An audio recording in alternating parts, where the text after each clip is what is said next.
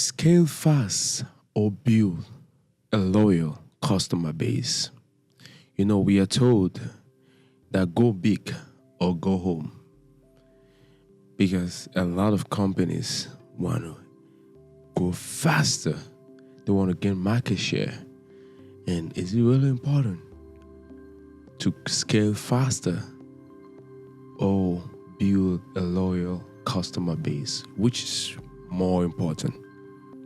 There are two philosophies, and we're going to be looking at those two philosophies in this video. And the first philosophy is to scale fast.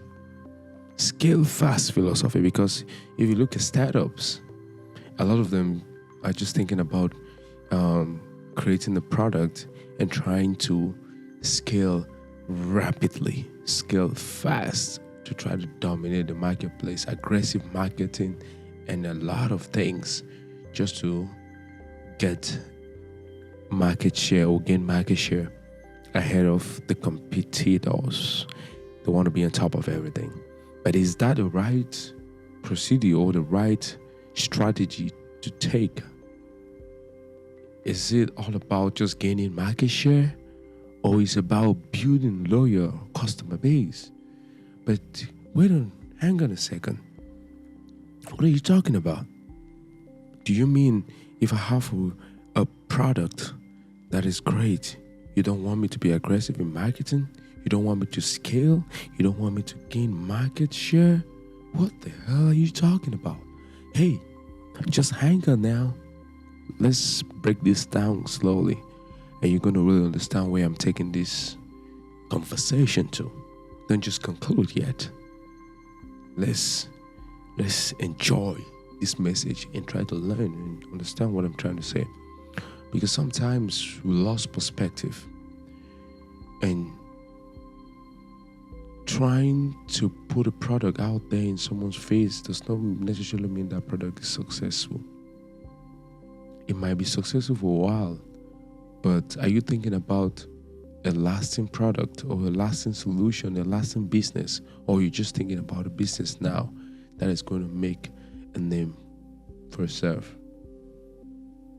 Sometimes we're short-sighted. We're so short-sighted that we only think about what is going on now. How can I just gain market share? And there's some little things that we tend to neglect or disregard. But those things in the long run bite us. And we ask ourselves, like, how did I get to this point where, my business is about to crumble and I don't know what to do? And I've been focusing on aggressive marketing, and it's as if that thing is not working now. Sometimes it works until it doesn't work. It works until it doesn't work. And there's another philosophy which some other people use, and that is building a loyal customer base philosophy. Why is this important? This focus on quality, because if you're building a customer base, a solid customer base, you're thinking about how can I refine this product to ensure that my customers love and enjoy the solution that I'm offering at the moment. You start thinking, you're not thinking about just gaining market share, but you're thinking about the customer. How will the customer enjoy? Customer satisfaction and customer experience. You're trying to refine to make sure that everything it's solid for the customer experience to be top-notch. And it changed your whole approach.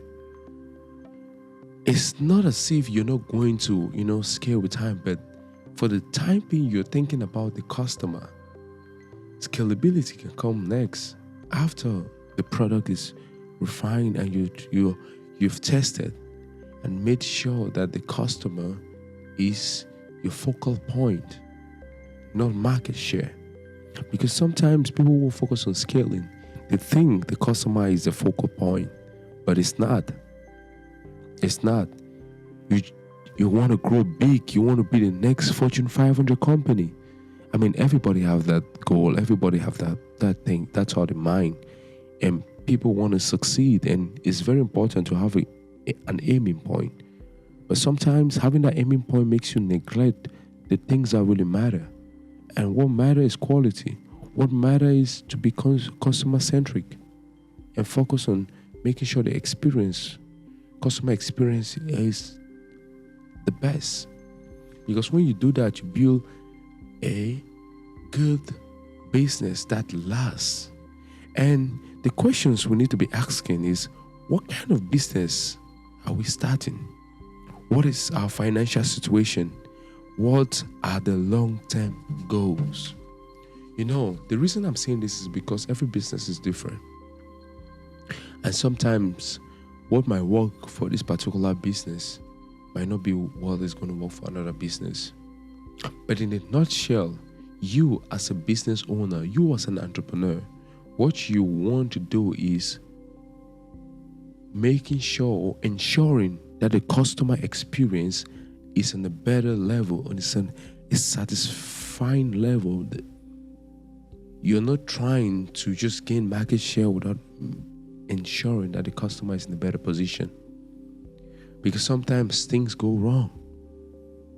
But when you have loyal fans, people who believe in your product, they believe in your solution, they're going to talk to other people. They're going to tell other people, referrals, like, hey, have you tried this product? Have you listened to this podcast? Have you watched this video? Yeah, it's a video. Yeah, it's a product. Try it out. Listen to it. See if it adds value to you. See if it's going to be of help to you. Those people are going to push it out. Instead of you being aggressive in your marketing and you trying to gain people. Guess what? The aggressive marketing might work. When you keep putting things in front of people's faces, they're like, I might as well just try it out. And they're going to try it out. But that does not mean that those are loyal customers. No, they're not. They're not. For example, let's just take a look at what is happening now with Temu. Temu based, not only Temu, but Temu, Shein, and all these Chinese companies. All these Chinese companies, they base their market, their model, the business model on the $800 and below zero tariff rate. So there was a little loophole in the tax where any items that was shipped into the United States that was less than $800 will be tax free, will not be taxed. So those guys made a whole business model to ship directly from China and avoid the taxes. And that's why they were able to sell those cheap products. And what the team will do, they were aggressive on marketing. Like everywhere you're gonna see Temu ads, and sales was going up. And for every $1 they made, they were losing about $11. Just imagine. Just because they wanted to grow fast. And it was working because the thing was in front of everybody. You go to TikTok, even they had Super Bowl ads like shop like a billionaire. Everybody was buying. But now the new administration, the current administration, the Trump administration just put tariffs on everything. So there's now $800 on theirs. And guess what? The prices have skyrocketed. And traffic, boom, reduced by 50%, about 50% on average for all those companies. And what did they do? They cut their marketing budget about 60%. Why? Because it's not working. The whole business model is kind of fractured now. And what are they doing? They're concentrating their efforts in Europe. But if the Europeans do the same thing, guess what? They're screwed. Because they built their whole business model on that little idea. And what did it? Aggressive on marketing without even thinking, what if another president comes and change the whole situation? What is going to happen? When you're structuring a business plan. You have to think about some things that might happen that you don't want them to happen. When you're starting a business, you're just looking at it from your perspective. And you're not really thinking about, this might happen. This might happen. If this happens, what am I going to do? If this other thing happens, what am I going to do? You have to think about all those probabilities. So you not be surprised when that thing arises in future. But when it arises and you already had a plan in place to tackle stuff like that, you're not going to be caught off guard. But most of the times when we're starting the business, we're just short-sighted. We're just thinking about, oh my goodness, I just found this idea. It is $1 billion idea. And as soon as you tell the idea to someone and the person is trying to critique it and tell you like, hey, yeah, these are some of the things that you got to be looking at. Because if you face this problem and you don't have a solution to it, it might be of great distress to your business. So it's something you should just think about. Instead of you just listening like, why don't I look into this thing and try to really understand what this person is saying? You're just like, no, you don't know what you're saying. Like, this is the best product. There's none like this out there. Nobody have the idea. Nobody has a solution to the problem. I just came up with a solution. It is $1 billion idea, blah, blah, blah. And you keep ranting. You keep going and going and going. But you don't know there's nothing new under the sun. Every idea you bring to there is what a year. There's nothing new. You're just using, you might come up with something, but that does not mean someone else did not come up with that thing. Your approach may be different, okay? But at the same time, you got to know probably there might be some things that, man, if I don't look into those things, if I don't try to tackle those things ahead of time, if it comes and I'm not prepared, it might be a problem to me.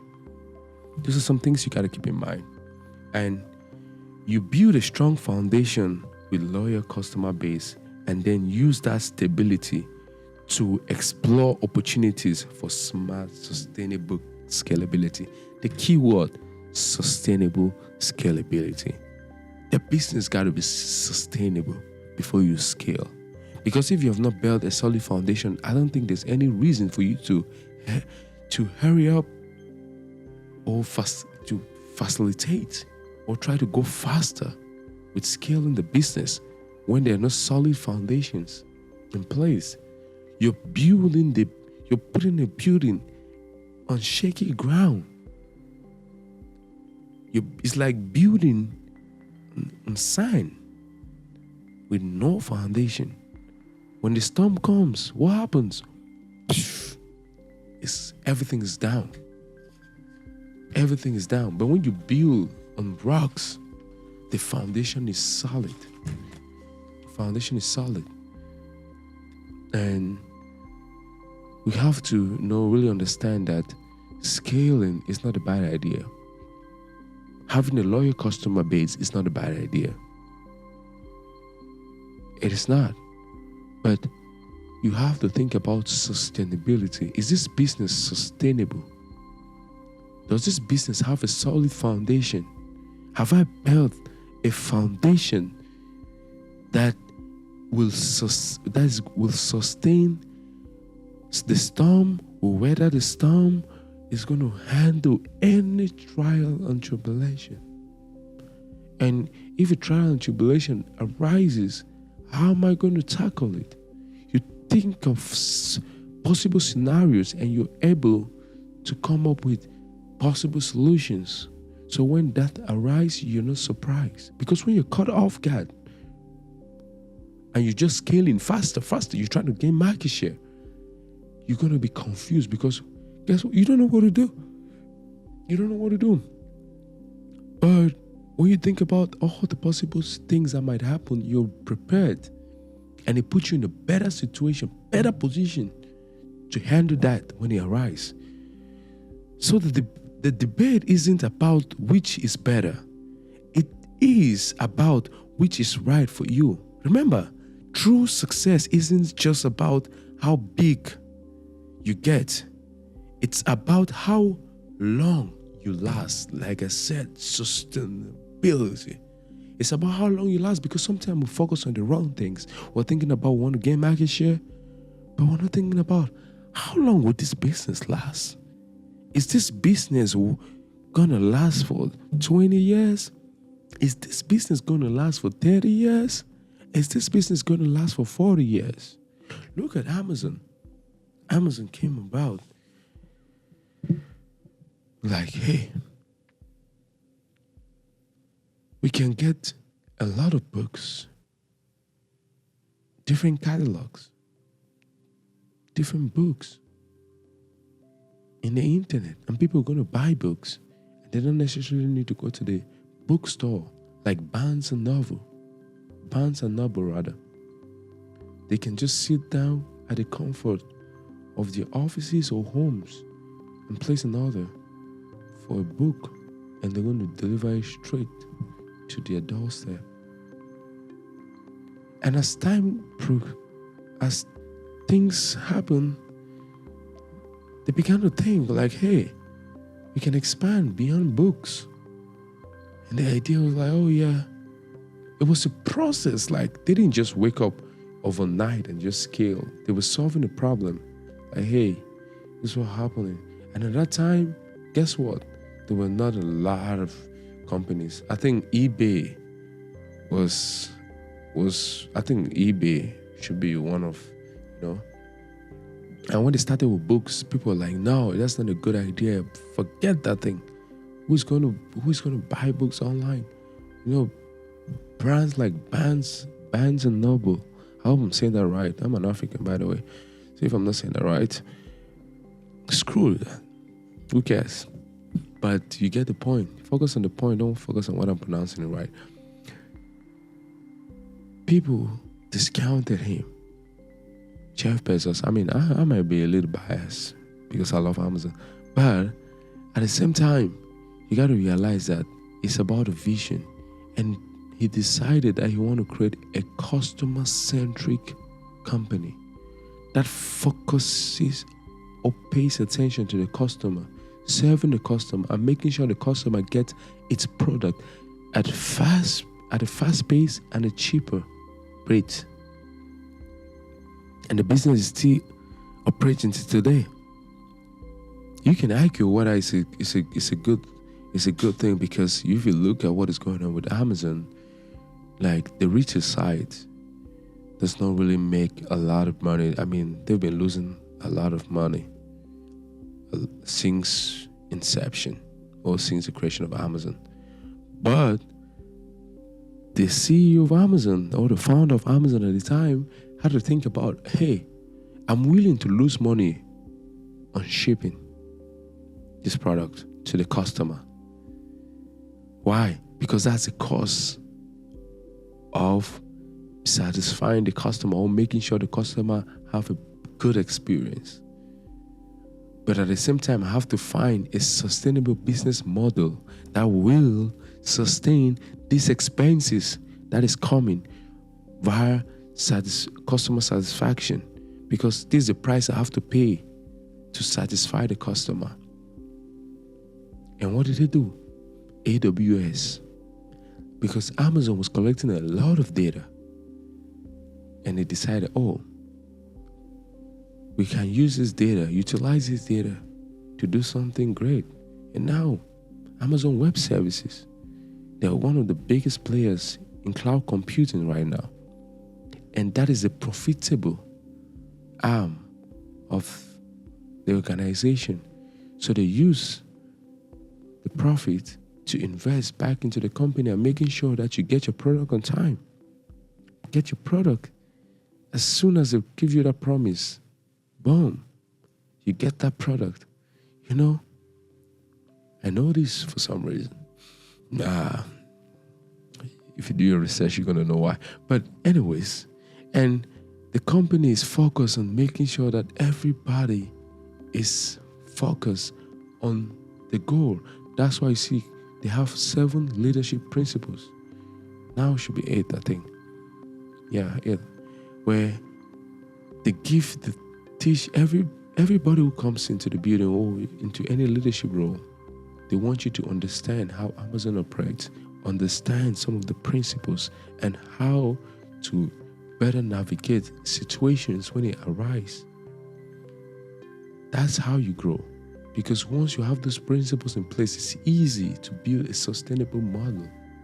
And once you have a sustainable model, boom, you can scale because it is sustainable. If Amazon did not have AWS and it was just doing the e-commerce side of the business, like shipping, Amazon would have run out of business a long time ago. A long time ago, Amazon would have been out of business. But because the founder thought about, I'm ready to give my customers the best experience possible, fast shipment and low prices. But I have to think about how to make this business sustainable, because if I continue in this trajectory, things are going to go downhill. And mind you, if they did not have AWS, Walmart will have been big in this space. I understand now Walmart is getting into delivery and stuff like that. But I'm just saying, sustainable business model. Don't think about, I want to scale fast. Think about, is this business sustainable and will it last? Very important. Let me know what you think in the comment section, honestly. Because, everybody got different opinions when it comes to this matter. People think, because you're talking about this, you're wrong. Who gave you the authority to say things that you don't really understand? Your opinion does not really matter. I just think about scaling my business and I want to grow. But are you building a business to scale fast, or are you building a business to last? That's the question you got to be asking yourself. Are you building a business to scale fast, or are you building a business to last? You should just ask yourself that question and write in the comment section. Let me know what you think. And like I said, if you're new to our channel and you think that we have been of value to you, or this episode have been of value to you, please give it a thumbs up and subscribe to our channel so you can be the first to be notified when we drop any episode. But if you're not satisfied with what you just heard or what you just watched right now, and you feel like it's not enough, I hope that you can come in the next episode, next video, and we're going to try to deserve or earn your support. But if you think we don't have the right yet, okay, I will do my best to earn your support. And until then, see you in the next episode. I hope you gain value from this episode. Thank you. Bye-bye.